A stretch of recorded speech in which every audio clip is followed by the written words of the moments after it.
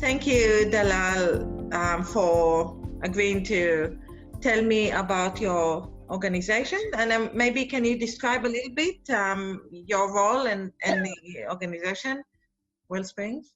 So I'm the CEO of Wellsprings for Women, and it's a neighborhood house for women only.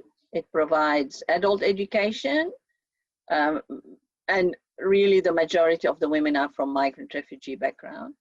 But also we offer them a whole lot of services, because a lot of the women are either from, low socioeconomic background. They have, deal with a lot of barriers in their life in terms of education or employment. And family violence is a big issue. So we've been doing a lot of work with women in the last 3 years on prevention of violence against women, gender equality, education, but also responding when they do disclose to us, and supporting them in other getting financial literacy, being able to get a job or some kind of income security, because for many the reason they stay in those relationships is because financial dependence on their partners. So so we've been in existence since 1994, and we have about 20 staff and about 90 volunteers. And you're located in Dandenong City? Yes, we're based in Dandenong, but we outreach to KC area, Cardinia. And we're not really bound by those boundaries, but it's kind of like if any women come to us for any service, we assist them. We're not really bound to only service women in those areas. Okay, so can you tell me how has COVID-19, the pandemic, impacted the women you work with? The women that we come to us, always driven by isolation to begin with anyway, like they usually are referred to us from other agencies to participate in our programs. Most of them come, because they need those social connections. They make friends. They make, people they're around people who support them. We become like the support network for them. And when COVID started and we had to go into lockdown, and they had to be home and their children at home, it's really been a very difficult time for many of the families we're working with. They are migrant refugee women. Their husbands have lost jobs because they were either in casual work or in insecure work. Their children are at home, and they they have like 3 or 4 children. They struggle. They don't know how to homeschool them. They don't have English language themselves.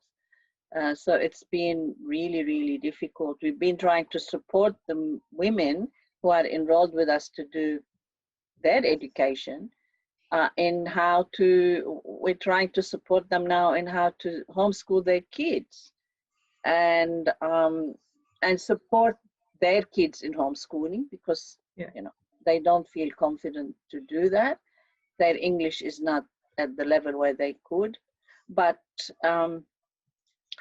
so what we have tried to do in that period since the lockdown is source computers and laptops and internet access, and we've provided about 80 women, 80 households with a laptop and a computer and access to internet, and train them on how to use Zoom so that they can connect with online study with us. So the tutor either calls them on the phone or connects with them on Zoom via a laptop, so that they can continue to be, they continue their studies and also have some connection with Wellsprings and the tutors. So if there is any issue, we can pick it up through that connection and communication with them. Wow, that must be very difficult. Yeah, and look, they all really talking about income security,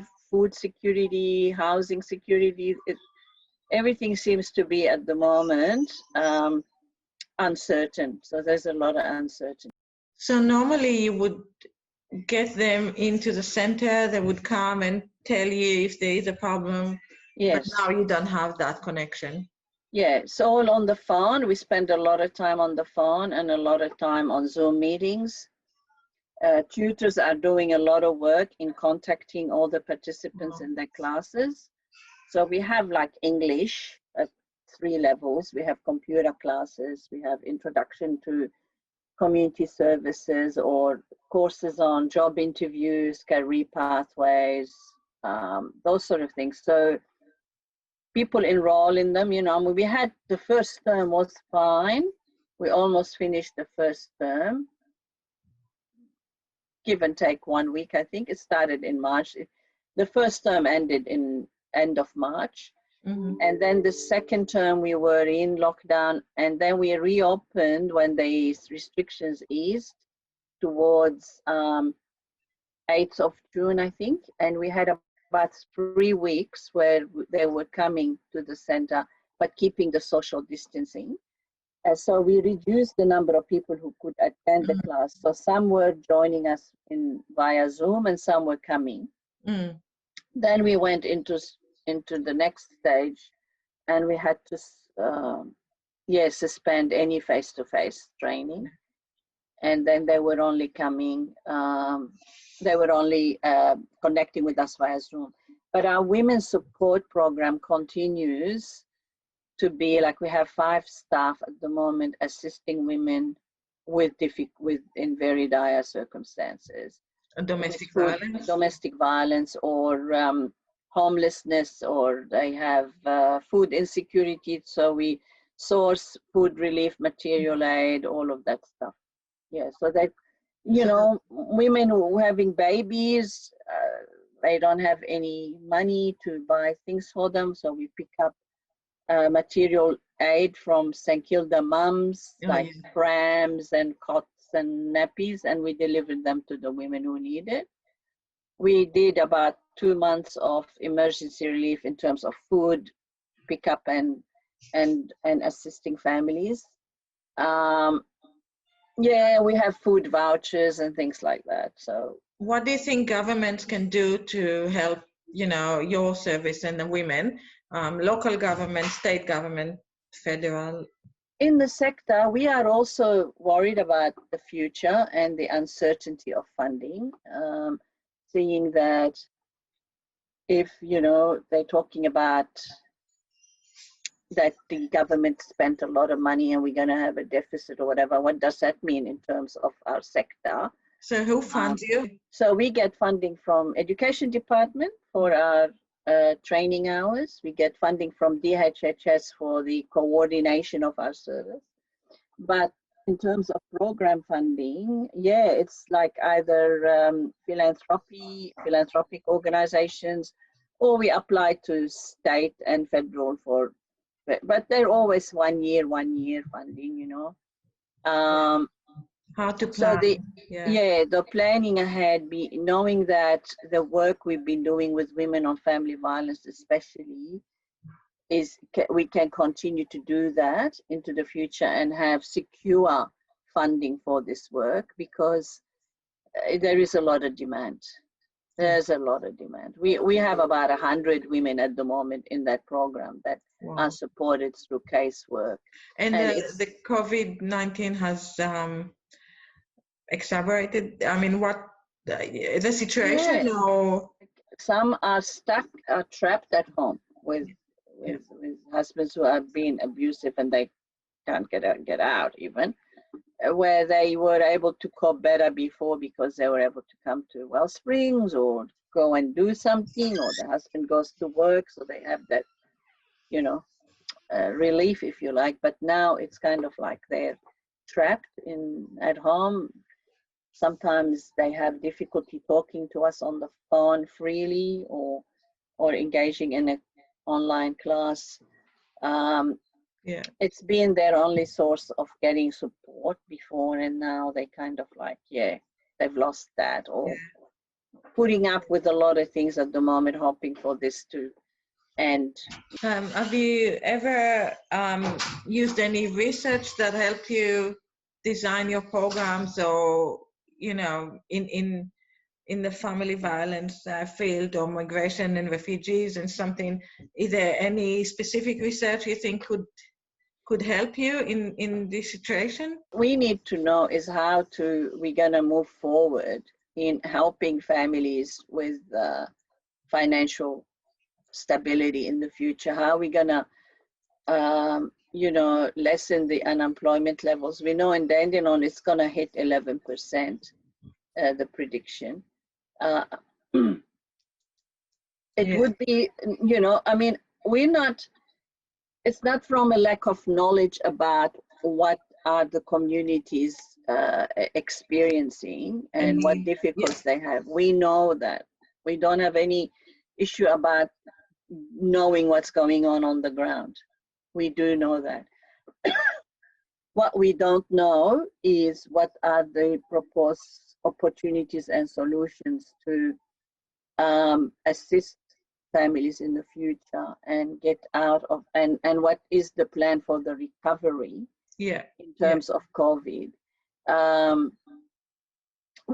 Because we know that our role will be very important in the future in terms of assisting those families, because and people, women in those situations, because we know that a lot of them do not have very good experiences accessing mainstream services. They don't have, they face barriers in getting any employment through mainstream channels. So it's really, they're the ones who normally fall through the cracks in normal circumstances. Post-COVID, it's going to be even harder, unless we can be well-resourced to support them and find, real, genuine employment for them. It's going to be really difficult. Like we have women, for example, we know they're never going to get a job in mainstream, so we're trying to get them to use their existing skills like cooking or sewing or cleaning or whatever they know how to do and do well, and we train them to be able to offer those services and gain an income. So it's that kind of thing that probably will be important in the future, like a type of social enterprise type thing on a low level. And we can help women with that kind of thing. In your mind, would justice look like for these women? I just fear that, again, they would be not seen as, they won't be a priority in, like there will be the easy picking fruit, as they say. What government will pour money on programs where they can see quick return, and the hard issues will continue to fall through the cracks. So there is a lot of money being poured into providing, through Sidekicker and Jobs for Victoria. The ones who will get those jobs are the ones who have got the skills, are, probably just lost their jobs recently and will be picked up like that. But we will continue to have the ones who do face high unemployment, long-term unemployment. With the ones with low skills, they, as before, they will continue to be the ones who will find it difficult to, who are finding it, who are just making ends meet before, and it's even going to be harder for them post-COVID. Yes. You asked what justice looks like, is that we don't leave anyone behind, and that there will be assistance for people in those situations, that we don't shy away from tackling, those tough issues that we're going to be facing, and not leave any women behind. Especially those most in need. Are many of them live in public housing, or? Yeah, there are some who are on the waiting list for public housing, and it takes years. And we have some. We have quite a few women. One we're living in a garage and been on the priority list for 4 years and still.